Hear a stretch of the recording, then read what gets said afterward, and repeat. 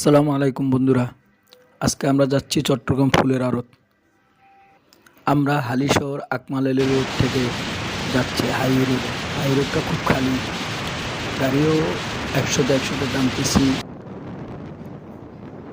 যাওয়ার পথে ফ্লাইওভার দিয়ে সাগরিকা স্টেডিয়াম দেখতে দেখতে গেলাম। অনেক সুন্দরই লাগতেছিল, অনেক সুন্দর, একদম স্পষ্ট দেখা যাচ্ছে সাগরিকা স্টেডিয়ামটা। খেলা হইলে মানুষ এখান দাঁড়াই দেখতে পারে। অবশেষে আমরা চলে আসলাম চেরাকি পাহাড়ের মোড়ে।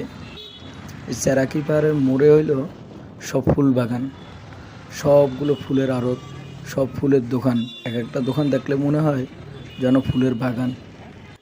ফুল বাগানগুলো আপনাদেরকে একটু ঘুরে ঘুরে দেখাবো, মানে ফুলের দোকানগুলো।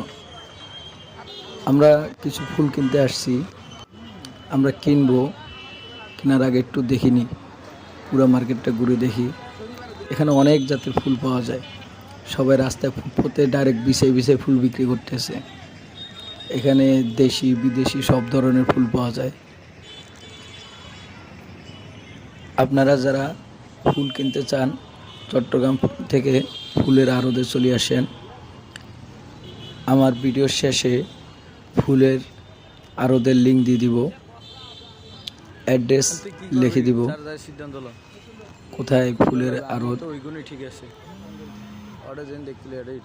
ফুলগুলো দেখতে একদম তাজা, কিন্তু আমরা ফুল যেগুলো নিব, আমরা অনেকগুলো ফুল নিব, কিন্তু 2 দিন রাখবো। এর জন্য দোকানদারের সাথে কথা বললাম। দোকানদার বলে সমস্যা নাই ভাই, এগুলো নিয়ে 2-3 দিন রাখি দিতে পারবেন, কোনো সমস্যা নেই।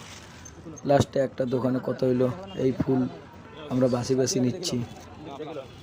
বলতেছে আপনারা বাছি নেন, আপনাদের যেরকম মনে চায় এরকম। অবশেষে ফুলগুলো বাছলাম, বাসি ফুলগুলো সব বুঝতে বললাম। 2 কালারের গাঁদা ফুল নিলাম, গোলাপ ফুল কিছু নিব। তো এখানে গাঁদা ফুলগুলো বস্তা ভরে রাখলাম। এখন কনফিউজের ভিতরে আছি, এইটা গাড়িতে কিভাবে নেওয়া যায়।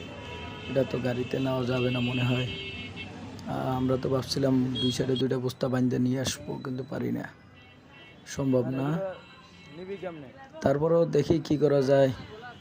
এবার গাঁদা ফুলের তো কেনা শেষ, গোলাপ কিনবো, গোলাপের সন্ধানে যাব।